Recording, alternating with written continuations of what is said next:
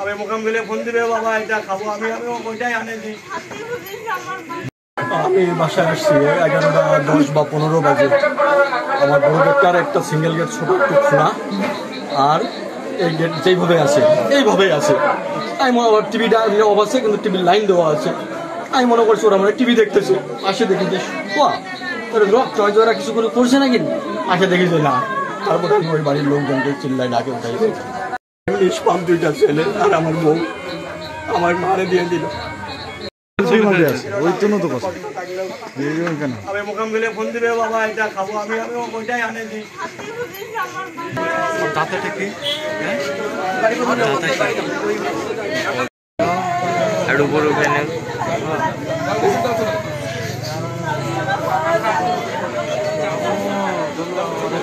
নিচে নাই এদিক থেকে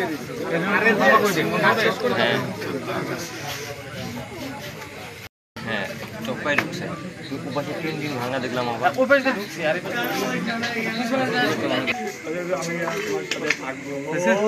না হয় না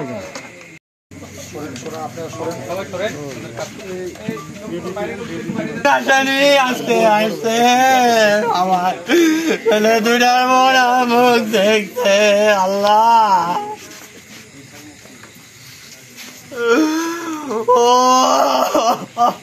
আজকে রাত্রি অনুমান 8টা থেকে 10টার মধ্যে কেমা কাহারা তার স্ত্রী এবং 2 সন্তানকে নির্মমভাবে হত্যা করে চলে যায়। আমরা আসলে সিআইডি টিমের হেল্প নিচ্ছি, আমরা তদন্ত করে অবশ্যই আইনানুগ ব্যবস্থা গ্রহণ করব। এখন মনে হচ্ছে পূর্ব শত্রুতা কোনো কিছু হতে পারে, তদন্ত সাপেক্ষে পরবর্তী বলা হবে। ঠিক আছে না, আমরা তো এখানে আসছি এই অর্থাৎ সিআইডি টিম আমাদেরকে হেল্প করতেছে। আমরা এটা পুরা মানে ক্রাইম সিন করে আমরা এই বিভিন্ন তথ্য সংগ্রহ করে এটা যাচাই বাছাই করে আমরা বিভিন্ন মানে অ্যাঙ্গেলে এটা তদন্ত করবো, তদন্ত করে আইনানুগ ব্যবস্থা করবো। ধন্যবাদ। আমি যেটা দেখলাম যে সেটা হলো যে এখানে 2টা বাচ্চা, একটা মহিলা লাশ পড়ে আছে।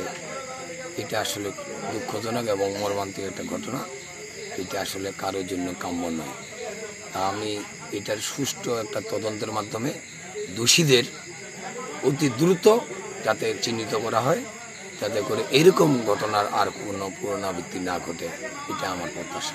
এসে দেখলাম নৃশংসভাবে আমার ছোট বাচ্চা কথা বুঝতে পারছে যে আমার বাবা বাজার থেকে আসছে, সে দরজা খুলতে গেছে, তাকে চটেছে, তার মা সে আটকাতে গেছে, হয়তো সেভাবে তার মাকে চটেছে, পাশের ছেলেটাকেও চটেছে।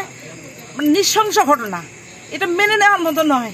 হৃদয় বিদারক ঘটনা, 2টা বাচ্চাকে এইভাবে মেরে ফেললো, মাথা খেয়েছে। এটা কখনোই মেনে নেওয়ার মতো, এটা কাম্য নয়। কি চলতেছে এগুলো? মেনে নেওয়ার মতো এইসব নয় ভাই। আটোয়ারী উপজেলায় একা বাসা থাকার কারণে এখানে একটি নৃশংস ঘটনা ঘটে।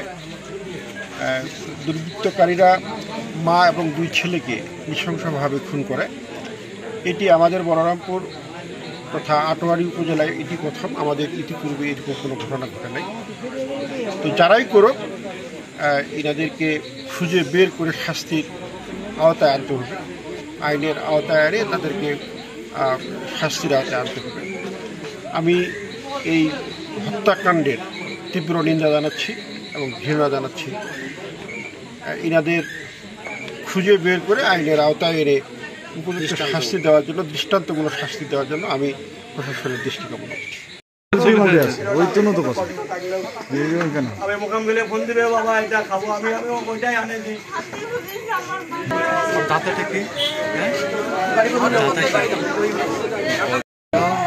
আর উপর ওখানে